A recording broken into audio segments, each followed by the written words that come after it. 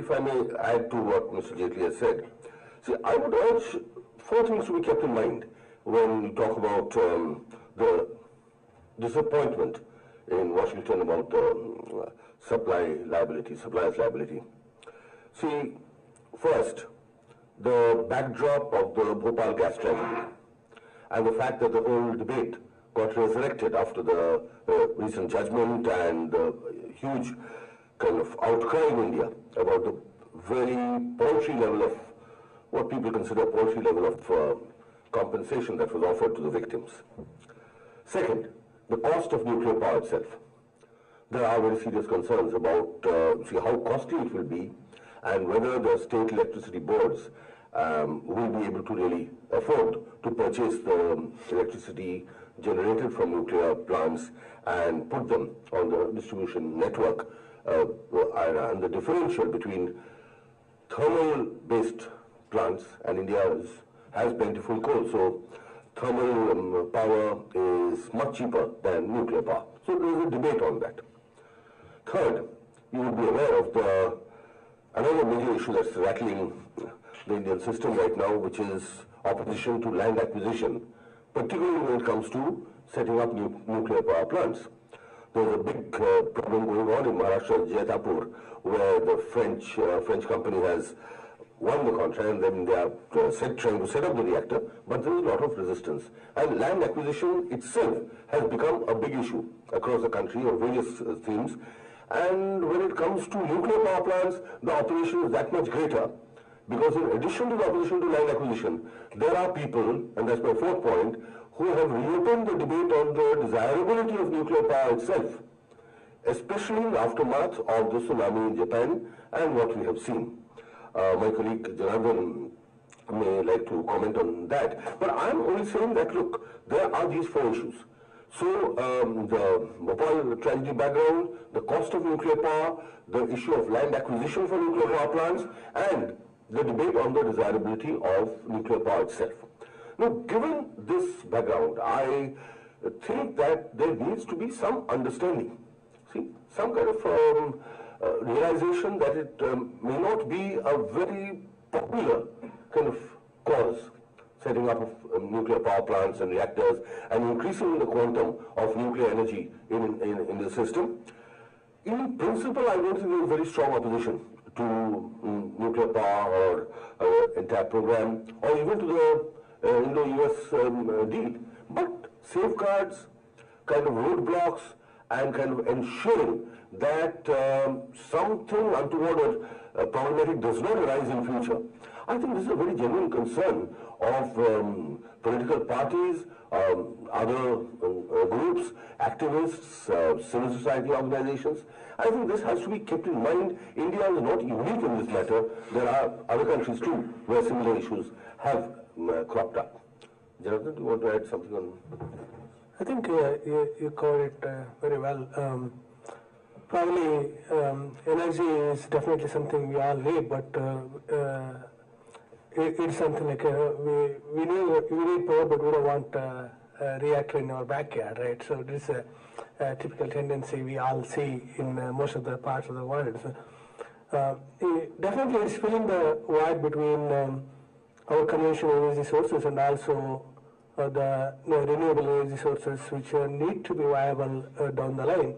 However, we still need to address the issues such as waste management, which appears to be one of the major concern, especially given that India is kind of, we have issues on the land availability, given the density of the people we have now. We do not really have the luxury of wide landscape. So handling these issues, such as handling the nuclear waste, is one of the serious concerns, given that we haven't been very successful in combating the terrorism and many of these issues. Therefore, I think we need to seriously look into all these things and have a very comprehensive plan to implement them. So keeping all these factors in mind, as I said in a response to an earlier question, which was put on banking and insurance, with this kind of a debate in India, and a divided opinion on various issues, the government of the day, and fortunately I am in opposition, so I don't have to make that opposite choice, has to then decide between the best alternative available. And I think when the government and the opposition worked word by word, clause by clause, and came to this conclusion, within the dynamics of the political process in India, I think the government of India legitimately thought that this is the best option which was available to them. It was a forward movement, may not be to the full liking of all. Right there. Dennis Cooks from the Woodrow Wilson Center. Looking at India in the world and hoping that India will really reach the great power table that I think it deserves, there's one issue that sort of sticks out, doesn't stick out, it hangs over the neck like an albatross, and that, of course, is Kashmir. I'm wondering, what is your game plan? I mean, how do you see the problem being solved in a way that satisfies the people of Kashmir, who ultimately must, if they don't agree, you don't have a solution. Forget about Pakistan.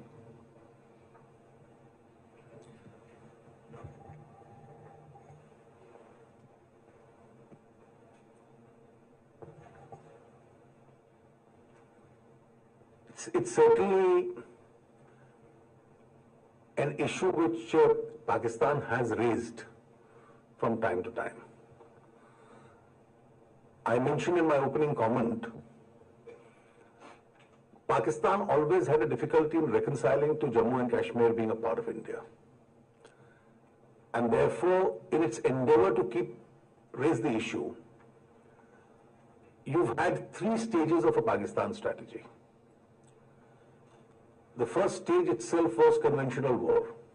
They took away a part of Kashmir in the late 40s. And then they realized that conventional war with India may not yield results for Pakistan. Subsequent efforts didn't succeed. Cross-border terrorism was tried.